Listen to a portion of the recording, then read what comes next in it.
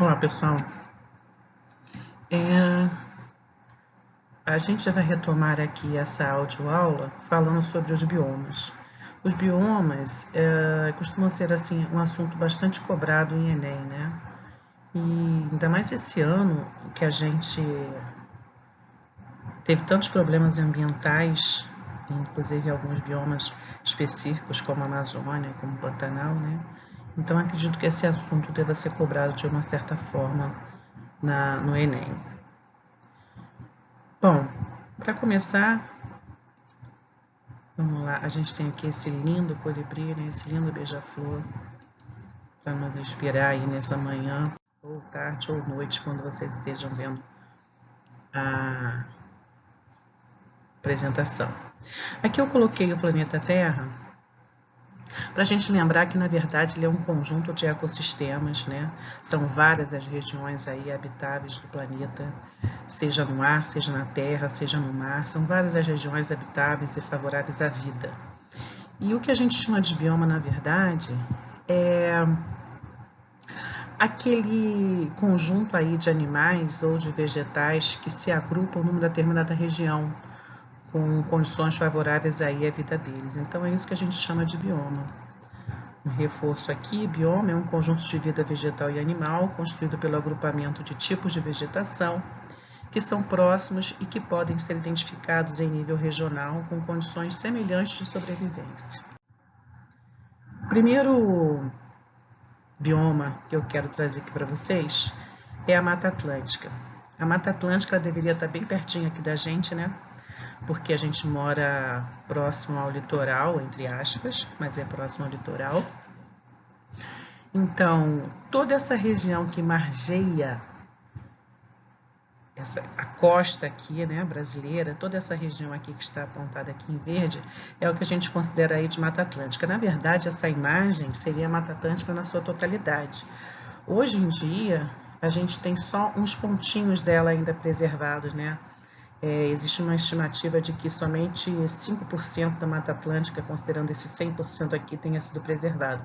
Até porque na chegada, né, dos colonizadores, eles chegavam aqui pelo Atlântico. E aí essa região era a primeira a ser explorada, né, e habitada. Então muita coisa daqui acabou sendo extinta, né? Tanto fauna quanto flora. Um dos elementos típicos aí dessa região, que é de uma área tropical, né, floresta tropical, é o mico-leão dourado, que ainda está em extinção. Houve uma campanha muito grande aí para recuperar as comunidades, né, as populações de mico-leão dourado. Houve um grande avanço, porém ainda considero aí na lista de animais em extinção, né? Ele é típico dessa região. A gente tem aqui também um conjunto imenso de aves, dentre elas aqui o tucano, faz parte também dessa região. Aqui a sussuarana, né, um tipo de onça também é típico dessa região. Como vocês viram, nós vamos encontrar aqui a Mata Atlântica, desde o sul até o norte. Toda essa região aqui, ela apresenta ainda resquícios da Mata Atlântica, né? Então a gente é até redundante dizer, mas é um bem que deve ser preservado da forma como a gente puder, porque a riqueza aqui é muito grande, né? Tanto de fauna quanto flora. Um outro bioma que eu quero trazer para vocês aqui é a Amazônia. A Amazônia, que está nessa região aqui do Brasil, olha, uma região tropical, né? É uma região bastante úmida, chove bastante lá e é bastante quente, né? Inclusive lá o pessoal daquela região, eles têm o costume de marcar coisas e eles brincam dizendo antes ou depois da chuva, né? Então essa região é bastante quente e úmida. Favorece, como tem muita água, né? Favorece bastante o desenvolvimento aqui de plantas. A biodiversidade aqui é muito rica, bem rica mesmo. A gente tem muita água nessa região, né? Infelizmente, o que acontece aqui é que também vem sendo devastado com a invasão de pecuaristas, né? E por incrível que pareça, essa região ela é muito rica em matéria orgânica, porém, quando suas árvores são retiradas, o solo é muito pobre, porque o que mantém essa região viva, na verdade, é o que a gente chama de serra pilheira, né? Que é digamos, cerca de 1 metro aí, se a gente fosse aprofundar nesse solo aqui, quando ele está coberto pela vegetação, de material orgânico, restos de folhas, frutos que apodrecem ali naquela região naturalmente, né? Então, essa matéria orgânica, ela mantém essa vida aqui. Porém, a partir do momento que essa capa verde, que as árvores, que as plantas são retiradas, o solo fica muito pobre, ele não tem como se recuperar sozinho. E isso é muito triste, né? Porque a gente vem observando ano a ano aí essa busca por riquezas da Amazônia e agora essa invasão aí mais acentuada em relação à pecuária, né? Mas também a exploração mineral, a exploração de árvores e acaba complicando bastante essa preservação, mas nós ainda preservamos muito dessa região. Aqui uma outra imagem que pode mostrar a devastação no que diz respeito à mineração, né? Então você tem aqui um solo que acaba sendo extremamente pobre e para se recuperar vai demorar séculos e séculos aí sozinho, né? É muito complicado. Bom, outro bioma que a gente pode... na verdade, como a Amazônia tem bastante imagens aqui, eu vou colocar um pouquinho mais aqui, olha. Essa árvore aqui, ela é típica da Amazônia, né? É a árvore que dá o pequim, que é um fruto da Amazônia, muito apreciado, inclusive tem também no Cerrado, porém, aqui, esse aqui é o pequim. Só que, justamente pelo fato da Amazônia ser muito rica em água, e no Cerrado você não tem muita água, a árvore acaba ficando muito diferente. Aqui as folhas são imensas, né? As folhas são grandes, elas têm... Os frutos também são bastante grandes, tem bastante variedade. As do Cerrado não são tão grandes assim, é bem diferente e o fruto também é menor, né? Então essa árvore aí é bem típica da Amazônia, né? Tem também animais que só tem nessa região, esse aqui é o peixe-boi, tem programas de preservação do peixe-boi para mantê-lo vivo nesse bioma, né? Que é o habitat natural dele, só tem aqui, não tem em outro lugar. Tem também o boto-rosa, que é prima aí do golfinho, e também só tem nessa região, né? O golfinho ele é de água salgada e o boto ele é de água doce. Inclusive tem uma lenda aí, acredito que vocês conheçam, sobre a lenda do boto-rosa, né? Que era muito comum as meninas aí engravidarem naquela região, obviamente de seus namorados ou de quem quer que seja, e aí elas colocavam a culpa no boto, né? Diziam que à noite ele se transfigurava num homem muito bonito e seduzia as meninas, e aí engravidava essas meninas. Então era muito comum quando surgia uma menina grávida, né? Ela colocar a culpa a família colocar em geral a culpa no boto aí, né? Uma lenda aí. Tem até uma série acho que da década de 80, 90, sobre o boto, com artistas brasileiras aí, uma série bem legal que passava à noite sobre o boto, falando dessa lenda aí do boto. Bom, continuando aqui os biomas, a gente tem aqui o próximo bioma que eu puxei foi a Caatinga. Caatinga com 2 As aí. A Caatinga ela é típica do Nordeste, então você já vai saber que é uma região seca. Caatinga significa mata branca, porque devido a pouca água que cai, em média 3 meses de chuva, né? O resto é bastante seco, o tempo é bastante seco. Então a vegetação fica muito seca. Daí o nome de Caatinga, essa região aqui do Nordeste que abriga esse tipo de bioma, Caatinga. Bom, como eu disse, ela é muito seca, ela é bastante rica em répteis. Aqui vocês veem aqui uma cobra, né, que foi capturada por uma ave de rapina. Esse aqui é um carcará, também uma ave típica dessa região. Também é bem comum cupizeiros, como a gente está vendo aqui, é rica em insetos também. A vegetação, ela não é muito alta, uma vegetação mais baixa, as pequenas árvores, cactos, muito cactos. Cacto porque eles têm a raiz bem profunda, né? Então consegue chegar no lençol freático e capturar a água, já que a região é muito seca. Isso seria bem interessante. Tem umas plantas chamadas palmas também, que elas conseguem absorver, armazenar bastante água e são muito utilizadas para o gado nesse período aí de seca no Nordeste, né? A gente está vendo aqui um outro animal típico dessa região, que é o calango. É uma espécie de lagarto, eles ficam nos lageiros. Lageiros que a gente chama são grandes regiões assim de pedras, né? É uma região muito bonita, não tenha dúvida que é uma região muito bonita. Não se engane que por ser seca seja feia, não. Ela é muito bonita. Eu, em determinados períodos do ano, eu costumo ir, normalmente em janeiro. É mais comum, nas férias, para o Nordeste, porque minha família é de lá, meu marido também.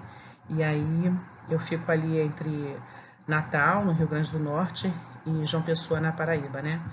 Então, a viagem ali é bastante interessante, por cidadezinhas aí lindíssimas. Muito bonito mesmo. Essa é a Caatinga. Um outro bioma brasileiro é o Pantanal, bastante conhecido. A gente aí na década de 80, 90,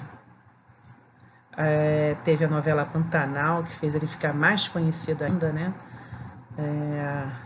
Pantanal é uma área alagadiça, uma planície alagadiça aí. Então, como ele tem muita água, muita vegetação, ele é muito utilizado para pasto também, criação de gados.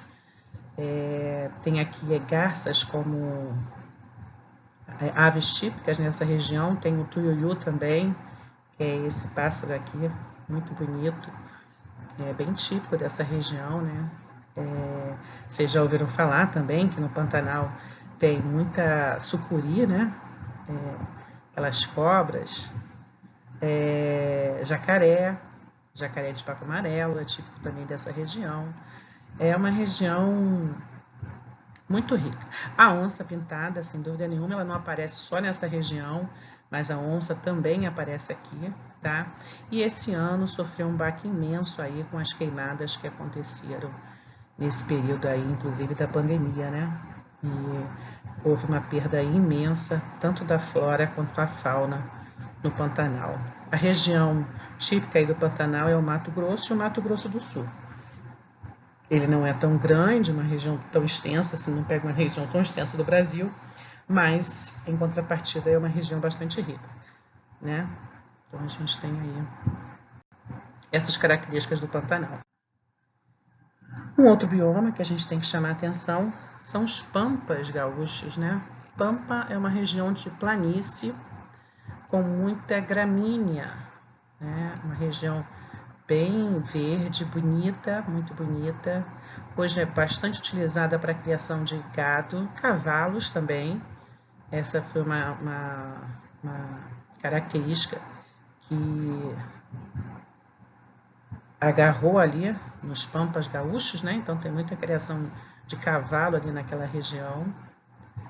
Esses pampas aí bonitos. Vocês veem que a vegetação não é tão rica,